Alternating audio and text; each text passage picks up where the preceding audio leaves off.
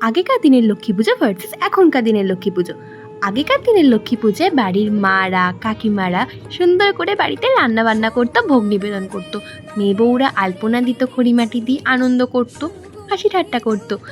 তারপরে আনন্দ করে প্রসাদ খেত সবাই মিলে একসাথে বসে।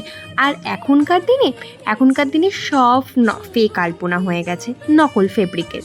আর বাড়ির মেয়েরা কি করে, এখন মেয়েরা আলপনা দেয় না, এরম বসে বসে সেলফি তোলে আর ইনস্টাগ্রামে হ্যাশট্যাগ দিয়ে পোস্ট করে। আর এই ঘটনাটা শোনো। আজ তো লক্ষ্মী পুজো, অনলাইনে প্রসাদ অর্ডার দিচ্ছি, কিছুই রান্না বান্না পারি না।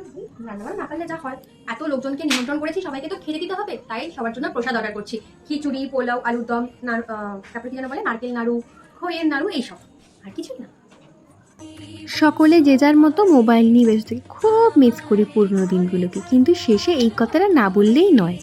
সময় বদলেছে ঠিক, কিন্তু মা লক্ষ্মী আলো আজও সেরকমই উজ্জ্বল, যদি মনটা পরিষ্কার থাকে।